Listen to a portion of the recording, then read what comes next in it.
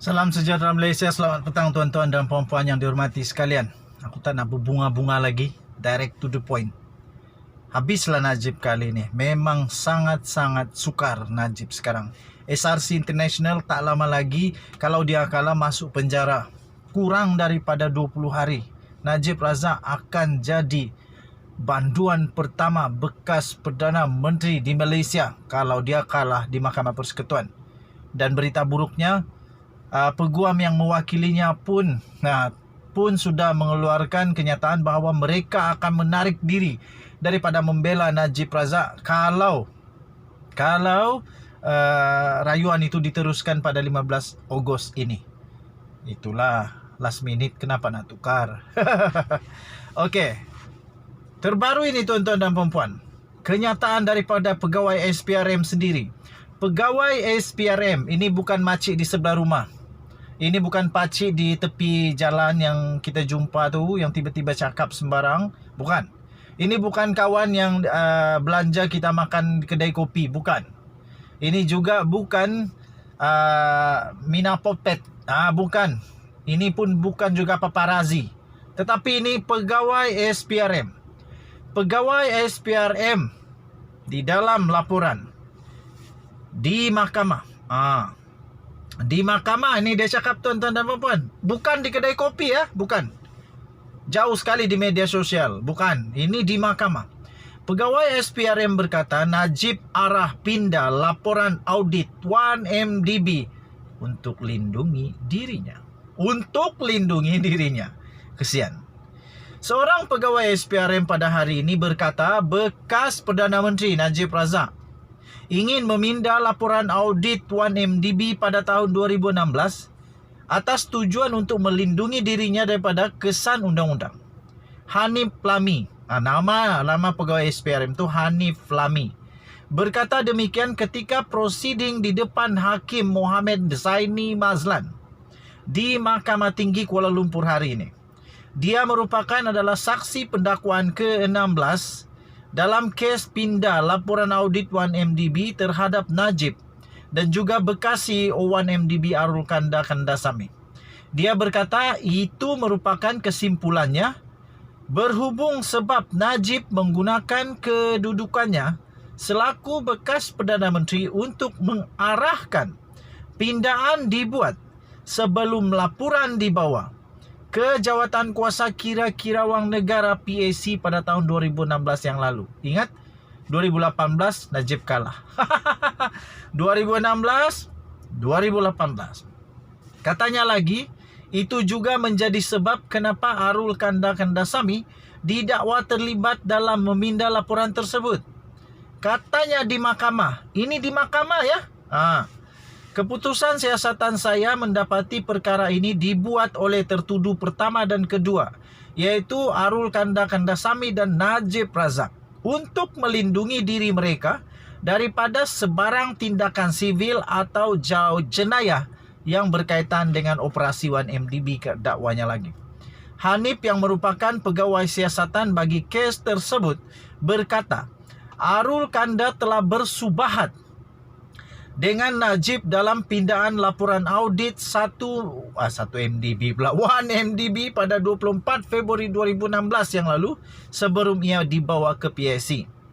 Tertuduh kedua iaitu Datuk Seri Najib Tun Razak dalam kes ini telah mengarahkan Shukri Muhammad Saleh, ketika itu Ketua Setiausaha Sulit kepada Perdana Menteri, untuk dapatkan laporan audit 1MDB dan serahkan salinan kepada tertuduh pertama iaitu Arul Kanda, yang ketika itu adalah CEO 1MDB untuk diteliti dakwanya lagi.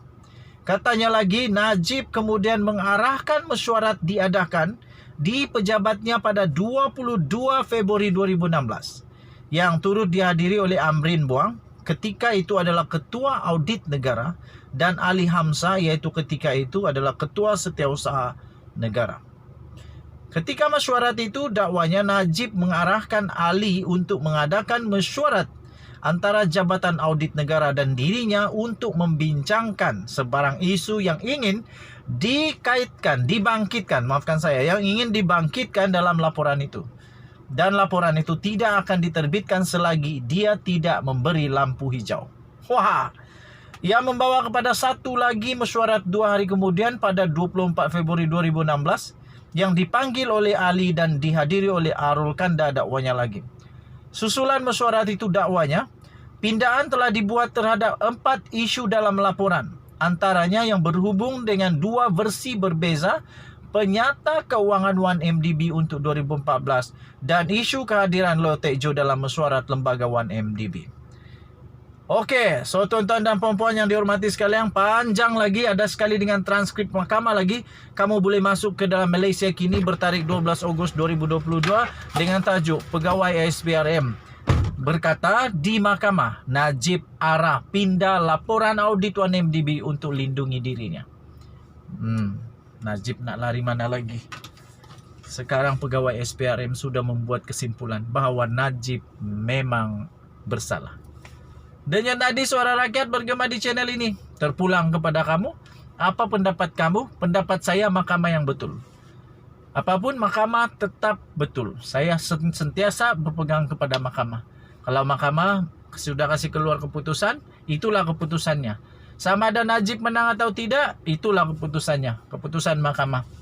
Saya percaya mahkamah Malaysia adalah mahkamah yang terbaik. Hakim-hakim di Malaysia adalah antara hakim yang terbaik. Adil dan saksama. Bertindak dengan semua bukti. Bukan sekadar cakap-cakap. Jauh sekali. Bukannya saya tak hormat, bukan saya tak suka dengan sumpah-sumpah.